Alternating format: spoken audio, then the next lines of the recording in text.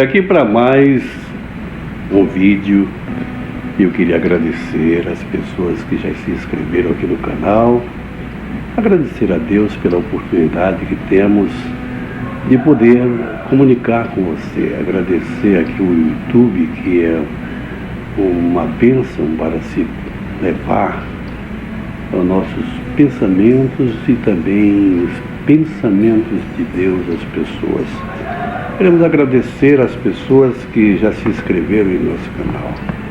Eu queria agradecer aqui a Adriane Oliveira e também o Ildécio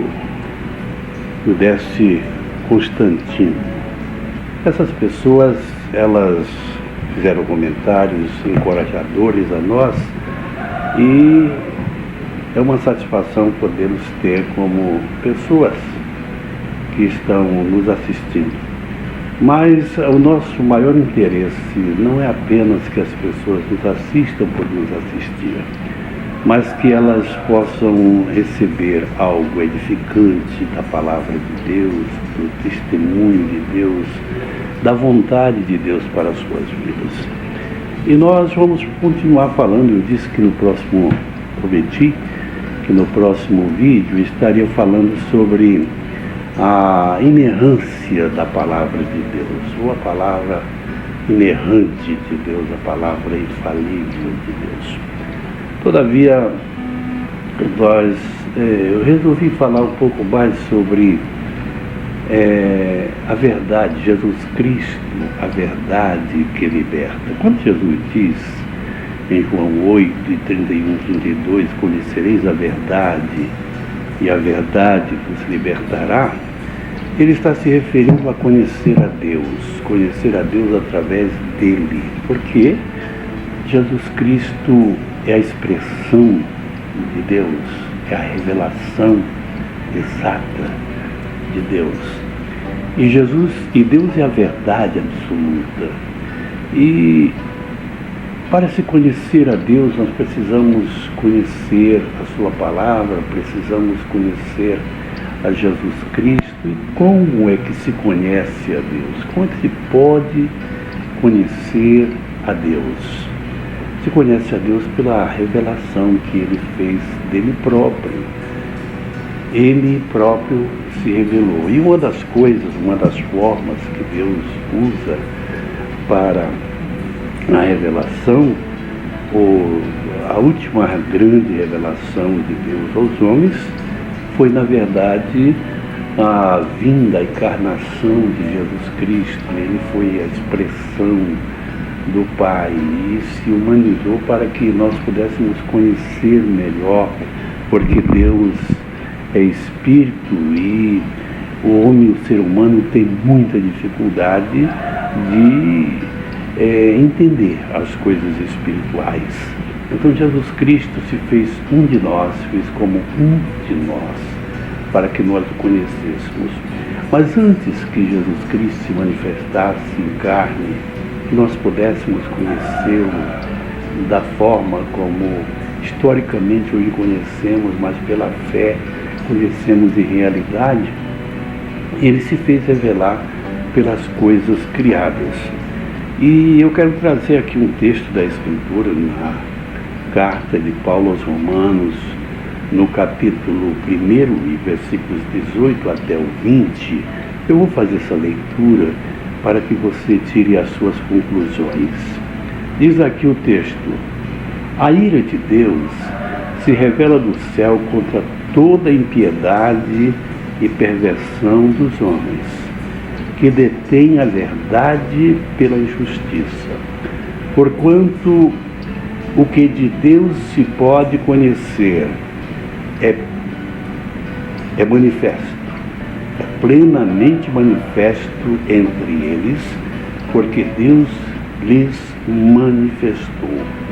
Porque os atributos invisíveis de Deus, assim o seu eterno poder, como também a sua própria divindade, claramente se reconhecem desde o princípio do mundo, sendo percebido por meio das coisas que foram criadas.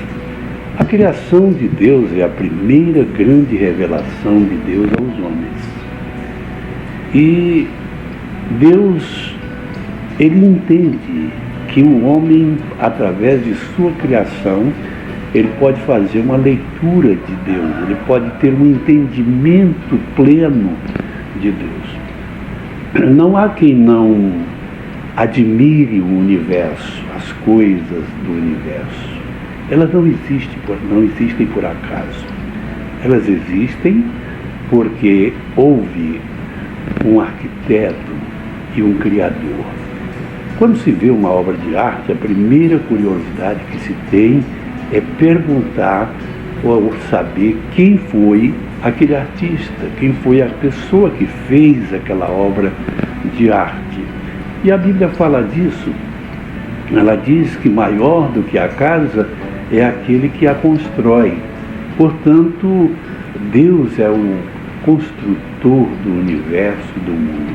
Mas Deus não somente ele criou as coisas, ele fez muito mais, ele sustenta, ele preserva, que isso é muito difícil. Nós lembramos que o inventor da bomba atômica, ele inventou a bomba atômica. E quando foram disparadas duas bombas sobre duas cidades do Japão, uma delas é Nagasaki, e ali, quando ele viu que o estrago, o mal que aquelas bombas causaram aquelas duas cidades, ele exclamou dizendo: meu Deus, o que foi que eu fiz? O que foi que eu criei? Ele criou a bomba atômica, mas não criou a forma de controlá-la. E ela se tornou um elemento destrutivo e mau. Deus, ele criou todas as coisas pelo seu eterno poder e sabedoria, e ainda assim ele controla todas as coisas. Será que não podemos admirar quando o sol sai e se põe, faz o seu percurso diário, numa precisão que nenhum relógio suíço é capaz de ser igual? Assim é Deus. Ele criou o universo para funcionar de uma maneira tão maravilhosa que é inconcebível a forma. E nisto ele quer que o reconheçamos como o Senhor. O salmista, numa linguagem poética e maravilhosa, no Salmo 19, que iremos ler alguns versículos, alguns versos agora, ele fala isto com uma precisão enorme. Ele diz aqui no Salmo 19, versículo 1 até o 6, ele diz: os céus proclamam a glória de Deus, e o firmamento anuncia as obras das suas mãos. Um dia faz declaração a outro dia, e uma noite revela conhecimento a outra noite. Não há nela nem discurso, nem palavras. Não se lhes ouve a sua voz. Por toda a terra estende-se a sua linha e as suas palavras até os confins do mundo. Neles, pois, uma tenda para o sol, que é qual noivo que sai do seu tálamo e se alegra como um herói e corre a sua carreira. A sua saída é desde uma extremidade dos céus e o seu curso até a outra extremidade deles, e nada se esconde ao seu calor.